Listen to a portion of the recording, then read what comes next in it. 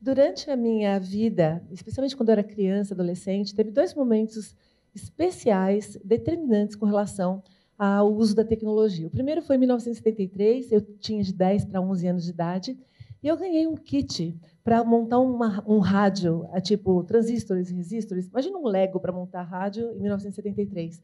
E aí eu lembro que eu montei com aquela placa-mãe, etc. E quando eu virei o botão e aquilo tocou, eu falei, uau, isso me dá poder. Eu sou capaz de fazer coisas que eu imaginava que fossem impossíveis para mim.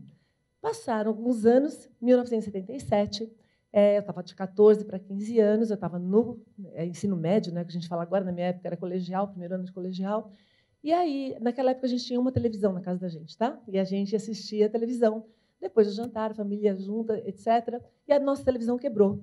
E quando a televisão quebrou, demorou um mês para consertar. E nesse um mês que demorou para consertar, o que eu tinha para fazer nesse horário que a gente ficava junto? Cada um fazia uma coisa diferente, meus irmãos iam jogar alguma coisa, meus pais outra coisa, e eu comecei a estudar mais. Eu sempre fui CDF, tá? Então eu sempre gostei de estudar. Só que o que eu percebi? Quando vieram as notas daquele bimestre, eu tirei 10 em tudo. Eu falei, uau, eu era boa aluna, mas tirar 10 em tudo. Aí eu falei, uma televisão quebrada na minha casa fez com que eu tivesse um espaço adicional de tempo que deu uma performance incrível nas minhas notas naquele período. De lá para cá, então, essas duas coisas ficaram na minha cabeça, foram duas experiências bastante marcantes na minha vida. De lá para cá, o que a gente percebe? Que a tecnologia ampliou, aumentou, e essas coisas que a gente faz com a tecnologia, quando ela causa impactos de poder, são coisas que a gente grita, são coisas que a gente fala, uau, eu posso, e todo mundo alardeia. As coisas que ela faz e que não são tão boas para a gente não percebe. E elas acabam sendo silenciosas. Elas vão minando algumas partes da nossa vida e a gente não tem essa percepção. Elas ficam ali num modo, né? A gente quase que não percebe que estão acontecendo. Aí, de lá para cá, obviamente, né, a gente começa a ter mais e mais e mais tecnologias, as tecnologias digitais, inclusive, mas antes das digitais, olha só, a gente não tinha quase nada para fazer nos anos 60, nos anos 70. Aí a gente começa a ter fita cassete, você começa a gravar para ouvir depois, já enche o seu tempo, né? VHS. Alguém aqui lembra, antes do VHS, você perdia o capítulo da novela, você não assistia, acabou, está tudo bem, alguém te conta depois, né? Aí a gente começa a gravar, porque a gente está viajando para assistir depois, vai acumulando coisa, né? Os MP3, videogames, aí vem o computador, aí vem a internet, aí as mídias sociais, cada vez tem uma mais e elas mudam de comportamento e mais coisa para a gente fazer, postar todo dia, etc. Mensagens instantâneas, que viraram capeta depois da pandemia, né? Smartphones. Então, o que a gente percebe? Que cada vez essas tecnologias foram preenchendo as nossas vidas e a gente não foi percebendo o efeito colateral que elas vinham trazendo para a gente. Então, o que a tecnologia, na realidade, faz? Ela muda, ao longo da história, não só na minha vida, mas na vida de todos nós, o polo de valor entre escassez e abundância. A tecnologia tem poder de transformar escassez em abundância, ela revela recursos, ela permite que a gente desbloqueie recursos que eram inexistentes, mas ela também transforma abundância em escassez, sem a gente perceber muitas vezes. Um exemplo disso é que a mesma tecnologia que te coloca no auge pode causar consequências que te destroem. Eu não sei quantos de vocês já visitaram Angkor Wat, eu adoro visitar templos, ruínas. Angkor é um complexo, que foi uma cidade no Camboja nos anos, por volta do ano 1000, teve 1 milhão de pessoas morando naquela cidade, porque eles tinham tecnologia para, que nem os romanos tinham, né? Para esgoto, água, etc. Então, atrai bastante gente, então, escasso, vira um monte de gente junto, população grande, mas essa mesma população que foi para lá em função da tecnologia começou a comer as coisas que estavam em volta, plantar, derrubar a vegetação. O que acontece quando não tem vegetação? Não tem água. Quando não tem água, não tem esgoto, não tem vida, e a cidade está lá. É uma das teorias que a cidade está abandonada. Então, esse mudança de polo que a gente não percebe é o grande alerta que eu quero dar aqui, que eu vou trazer algumas das escassezes que a gente não percebeu. E quando a gente fala de escassez, eu gosto de trazer a questão do luxo. O que é luxo, na realidade, né? Luxo tem algumas características, é difícil de definir, que nem o que é inteligência, o que é amor. Tem termos complexos que a gente não consegue ter uma definição universal, mas a gente consegue ter características. Tem 3 características do luxo. Tem várias, mas essas 3 são bastante importantes para a gente discutir o que é luxo aqui. Uma delas é a raridade. A principal característica, na minha opinião, do luxo é alguma coisa que não está disponível para todos, por isso que é um luxo, né? Então, é uma coisa rara. A excelência, ninguém fala que uma coisa luxuosa é de má qualidade. Para você falar que é luxo, tem que ter qualidade. E o preço, normalmente uma coisa luxuosa custa caro, por quê? Porque ela é rara e porque ela tem excelência. Mais porque ela é rara até do que porque ela tem excelência, ok? E aí, quando a gente pensa na tecnologia, ela tem o poder de transformar essas 3 dimensões de acordo com o que ela vai trazendo de possibilidades para transformar escassez e abundância, ou abundância e escassez. Então, raridade. Você sabe que o sal já foi uma coisa super rara, inclusive salário, soldado, várias coisas são nomeadas em função do sal. Gelo. Gente, gelo era escasso, era raro. Gelo custava caríssimo, tinha que vir de onde tinha gelo para os lugares que eram quentes, transportados. Imagina quanto custava o gelo, era uma coisa de luxo. E agora, depois da eletricidade, gelo é uma coisa baratíssima que está disponível para todos nós. Mesma coisa com água. Tem países que não tinham água, tinha que transportar água de outros lugares, ficava caro. Aí você tem tecnologia que faz dessalinização, e aí você tem abundância de água. Coisas, a gente veio numa era de escassez, as pessoas tinham poucas coisas. Há, sei lá, 200 anos atrás, os vestidos eram herdados de mãe para filha, os móveis eram herdados. Agora a gente tem uma abundância de coisas, indústria 4.0, indústria 5.0, pessoas. A gente tinha muito menos pessoas na vida da gente. Antes da era digital, quantos amigos vocês tinham? Quantas pessoas vocês se relacionaram? Agora, quantas que a gente se relaciona? Então, a tecnologia muda esse polo do que é raro. Excelência. Um exemplo é transporte. Hoje a gente tem o que era luxo na época dos reis, um cavalo ou uma carruagem dura pra caramba, né? Aquilo é luxo. Que hoje qualquer um tem um transporte que é muito mais, em termos de excelência, muito melhor. Ou seja, a tecnologia mudou o que é excelência, a gente considera transporte de luxo diferente do que era antigamente. E preço, coisas que eram inacessíveis. A tecnologia barateou, por exemplo, o teste de DNA, custava $1 bilhão no ano 2000. Agora você faz o teste por $100, ok? Smartphone, no começo só era um luxo você ter. Agora todo mundo pode ter. Passagens aéreas, só viajava quem era muito rico. Então, o que a gente está falando aqui? A tecnologia, ela modifica o polo de valor no mundo. Quando a gente fala das tecnologias digitais, ela amplia, ela transforma raro em abundante para várias coisas. Por exemplo, conexões. Todo mundo aqui tem muitas conexões, com dispositivos, com pessoas, com sistemas. A gente não tinha quase. Eu lembro, em 1996, quando eu inaugurei o meu e-mail, eu recebia um e-mail a cada 2 semanas. Ou seja, a gente não tinha contatos. Entretenimento. A tecnologia inunda a gente de entretenimento. Hoje você tem entretenimento full time, tanto de música, quanto de streaming, quanto do que você quiser, jogos, etc. E informação, a gente tem cada vez mais uma explosão informacional no mundo, pessoas produzindo informação, né? Não só mais órgãos oficiais. Só para vocês terem uma ideia, outro dia eu fiz backup de tudo que eu tenho dos últimos 20 anos, eu tenho 2 teras de coisas que eu produzi.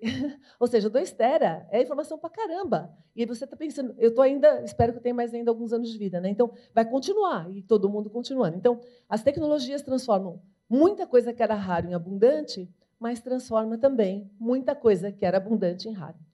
3 coisas que a gente tinha abundante e que agora está cada vez mais raro é tempo e caro, né? Tempo, silêncio e privacidade. E aí eu vou falar de cada um deles para a gente fazer uma reflexão rapidinho de como que eles são importantes e para ver se a gente está entendendo o quanto que isso está afetando a vida da gente. Primeiro, tempo.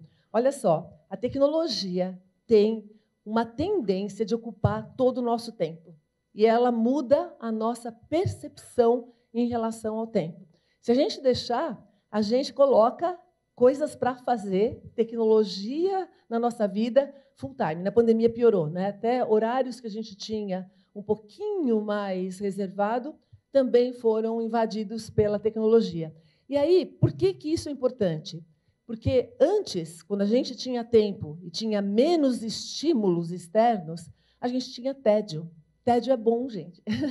O tédio, ele significa escassez de estímulos externos. Quando você tem tempo sobrando e não tem coisa para fazer, você sente uma dor, que é essa sensação ruim do tédio. Só que essa dor faz com que você busque recursos internos para vencer essa dor.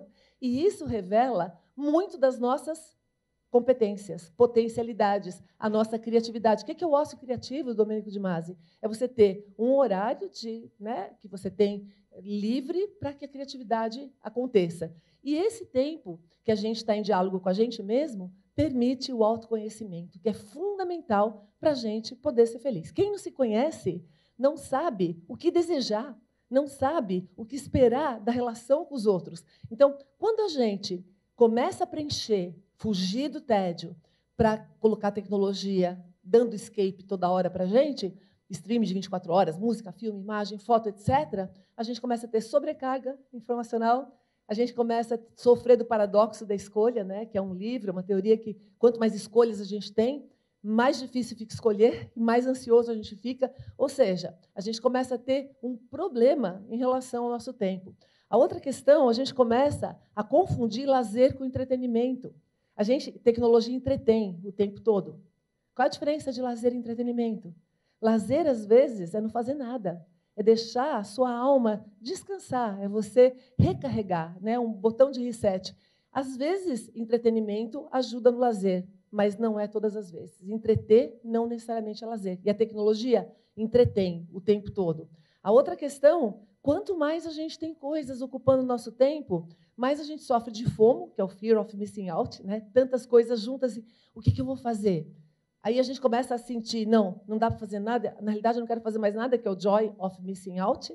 E aí a gente começa a realizar o quanto que o nosso tempo é valioso, e aí a gente fala, você só vive uma vez, né? Ou seja, you only live once. Usa esse tempo que você tem agora. É toda a questão do mindfulness que a gente está falando, para a gente poder aproveitar o tempo. Então, o tempo começa a ser cada vez mais precioso, raro, preenchido com coisas que eventualmente a gente não quer. A outra questão, pesquisas científicas mostram que sociedades muito tecnológicas, ou pessoas que usam tecnologia o tempo todo, elas têm a sensação que passou 1 hora, quando na realidade passou 50 minutos. Então, isso faz com que você trabalhe mais rápido, mas isso também te dá uma pressão maior, te causa maior estresse. Não é à toa que a gente fica cansado, a gente fica se sentindo esgotado em função de não ter o tempo. Então, tempo é o primeiro artigo de luxo do século XXI. Segundo, o silêncio.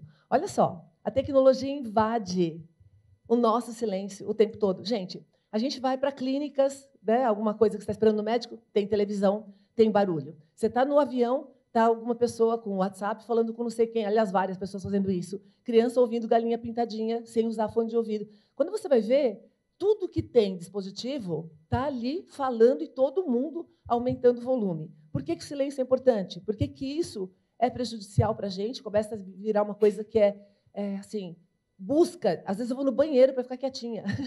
Eu vou ficar aqui quietinha, só um minutinho, para ver se ninguém vem, né? E você consegue acalmar o seu pensamento.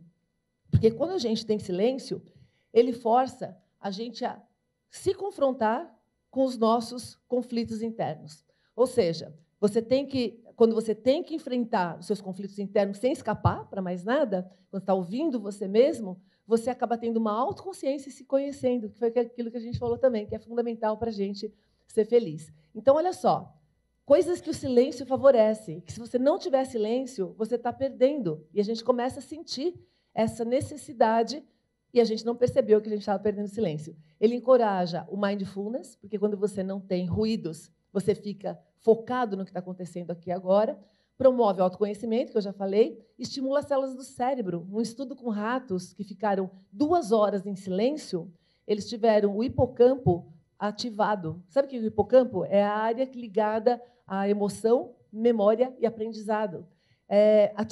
Ele alivia o estresse. Estudos mostram que 2 minutos de silêncio, tanto quando eu estou super cansado, fico quietinha ali, respirando, 2 minutos de silêncio equivalem a ouvir uma playlist de música relaxante. 2 minutos de silêncio, ok? E ajuda a processar a informação, porque você tira o ruído da informação que não interessa. E, por último, privacidade. Olha só, qual é o grande problema da tecnologia? Ela está ganhando tentáculos, sentidos no mundo. O equivalente da internet das coisas são os nossos sentidos. Como é que a gente captura informação no mundo? Pelos nossos sentidos, né? Os 5 sentidos trazem informação para o nosso cérebro processar. A mesma coisa acontece com o IoT. Quanto mais dispositivos com sensores, mais dados eles capturam. Olha só, Tudo quanto é lugar tem olho, tudo quanto é lugar tem ouvido, tudo quanto é lugar tem sentido. Tem áreas que já é proibido você utilizar drones. A gente não esperava que um drone subisse no 12º andar. Agora você pode estar na sua sala achando que você está com privacidade e você não está mais. Olha só, Google Glass ou qualquer óculos que esteja filmando, a gente não tinha essas zonas de invasão de privacidade. E agora tudo invade a nossa privacidade. Então, privacidade não é simplesmente você ter uma coisa que é segredo, é uma coisa que você revela seletivamente. Por exemplo, vocês não sabem o número do meu cartão de crédito, certo? Mas isso não é segredo porque eu dou o número do meu cartão de crédito para vários sites de e-commerce. Quando eu vou na igreja, eu falo coisas diferentes do que quando eu vou num clube, do que quando eu vou numa escola. Então, a roupa que eu estou aqui hoje, você conhece só essa, né? Vocês não conhecem as outras. Então, eu estou revelando aquilo que é interessante para a minha estratégia. Sem privacidade, a gente não consegue traçar estratégia de comunicação. Quando a gente fala de dar dados para o outro, a gente não só está dando a informação que a gente quer, se a gente perder o poder sobre esses dados, o outro tem controle sobre a gente. Napoleão tinha uma frase que é assim, ó, só existem duas alavancas que movem o mundo, o interesse e o medo. Se você souber os dados das pessoas, ou se você souber quais são os interesses e os medos das pessoas, você manipula qualquer pessoa que você quiser. Por isso que a gente tem falado tanto de privacidade de dados, LGPD, moral e ética de inteligência artificial, algoritmo. Os algoritmos, eles estão cada vez mais... A gente tenta limitar as nossas informações para outros seres humanos que estão com celulares, com óculos, etc. Mas e aquilo que está na internet, nos algoritmos que estão o tempo todo analisando a gente, nas mídias sociais? A gente não consegue, a gente é indefeso em relação a esses algoritmos. Eu recomendo que vocês assistam esses documentários, estão os 3 na Netflix, A Era dos Dados, Coded Bias, Privacidade Hackeada, para vocês verem como que os dados, quem tem dado tem poder, né? E aí a gente fica dependendo da ética deles. Então, que nem eu falei, não dá para você construir imagem se você não construir a sua privacidade. Se você não tiver privacidade, você está em risco de ataque mental e de ataque físico. A gente está colocando cada vez mais dispositivos no corpo. Se isso é hackeado, um marca-passo, uma camisa que tem IoT, os seus dados podem ir para o médico, mas podem ir também para alguém que use esses dados contra você. Então, próxima fronteira da privacidade é o nosso cérebro. Então, tem gente falando de conectar o cérebro fisicamente, ou nem que não seja fisicamente, seja de forma mental, né, de ideias, você pode ser hackeado, e essa é a nossa próxima fronteira. Para o futuro, né, então, o que eu imagino que a gente deva fazer, pensando quais serão os artigos de luxo da próxima etapa, eu espero que não seja ser humano, né? Que a gente consiga encontrar o equilíbrio evolutivo para que, no futuro, ser humano não seja o próximo artigo de luxo. Então, é isso, pessoal. Obrigada pela atenção de vocês.